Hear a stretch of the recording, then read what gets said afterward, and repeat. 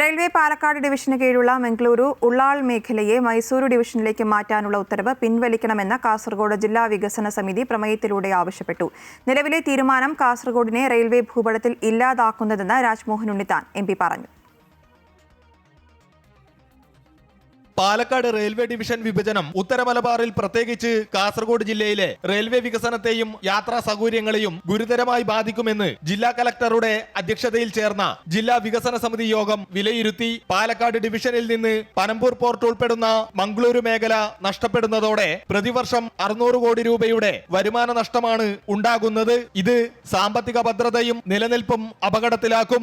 അതോടൊപ്പം railway staff പാറ്റേണിൽ ഉണ്ടാകുന്ന മാറ്റം, ട്രെയിൻ സർവീസുകളുടെ സമയം പുനഃക്രമീകരിക്കൽ, എമർജൻസി കോട്ടകൾക്കായി മലബാറിലെ യാത്രക്കാർ വിദൂരത്തുള്ള മൈസൂർ ഡിവിഷൻ ആശ്രയിക്കൽ തുടങ്ങിയവ യാത്രാക്ലേശം ഇരട്ടിപ്പിക്കുമെന്ന് ജില്ലാ വികസന സമിതി ചൂണ്ടിക്കാട്ടുന്നു.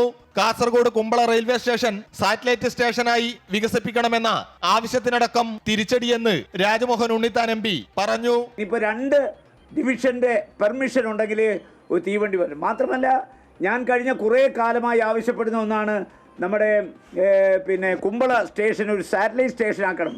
ഇനി ഇതൊക്കെ എങ്ങനെയാണ് സാമ്പത്തിക വരുമാനമില്ലാത്ത ഈ പാലക്കാട് കാലക്രമേണ ഇല്ലാതാക്കി തിരുവനന്തപുരം ഡിവിഷൻ ലയിപ്പിക്കാനുള്ള ഒരു ഹീനമായ ഒരു ഗൂഢതന്ത്രത്തിന്റെ ഭാഗമാണ് ഇപ്പോൾ വന്നിരിക്കുന്നത്. പുതിയ തീവണ്ടികൾ കാസർഗോട്ടേക്ക് ലഭിക്കുക, സ്റ്റോപ്പ് അനുവദിക്കുന്ന കാര്യങ്ങൾ എന്നിവയിലെല്ലാം ഇനി മുതൽ 2 ഡിവിഷനുകളുടെ അനുമതി തേടേണ്ടി വരും. അമൃത ന്യൂസ്, കാസർഗോഡ്.